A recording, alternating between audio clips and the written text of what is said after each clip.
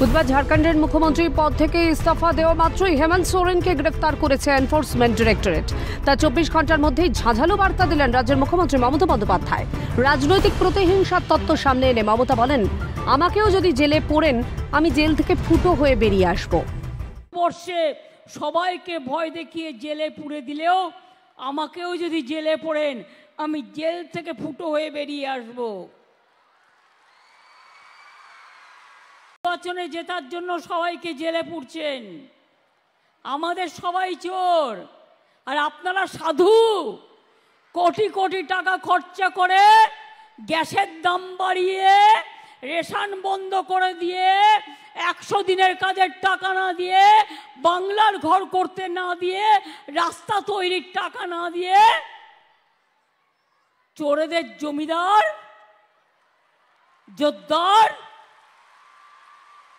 চোরের মায়ের বড় গলা, শূন্য কলসি বড্ড বাজে বেশি।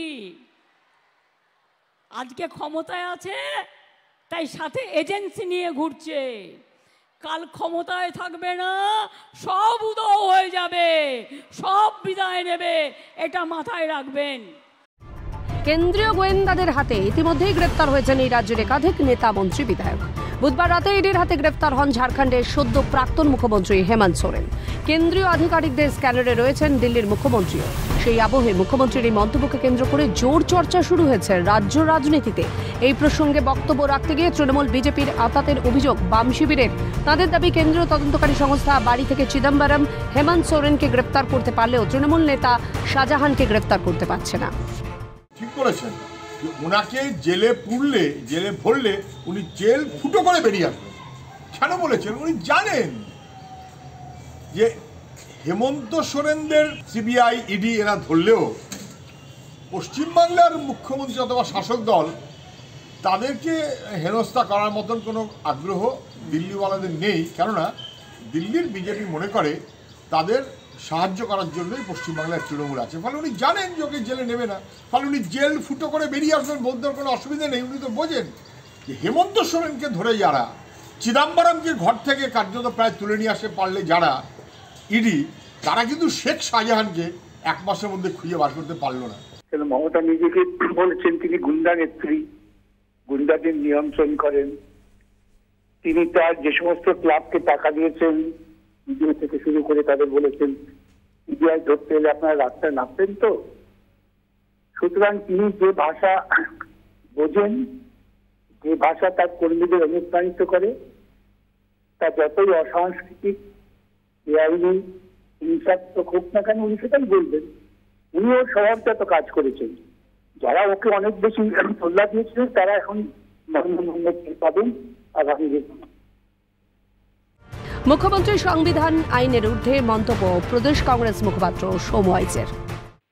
আমি বলতে পারবো না উনি সব পারেন, ওনার এক্সট্রাঅর্ডিনারি ক্ষমতা আছে এবং পশ্চিমবঙ্গের সংবিধান, আইন এসবের ঊর্ধ্বে উনি বলতে পারেন।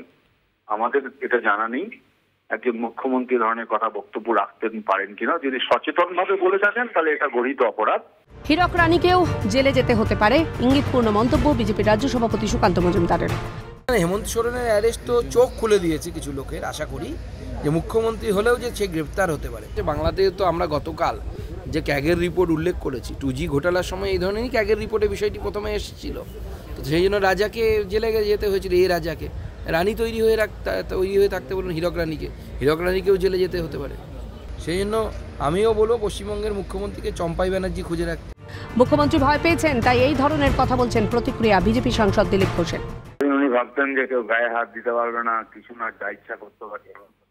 সাথে উনিও ভয় পেয়েছেন যে সময় ঘনিয়ে আসছে, পার্টির উপর থেকে নিচ সবাই দুর্নীতিযুক্ত। মুখ্যমন্ত্রীর এই মন্তব্য শুধু রাজনৈতিক স্বার্থে নাকি লুকিয়ে অন্য কৌশল? প্রশ্ন ওয়াকিবহাল মহলের। ক্যালকাটা নিউজ।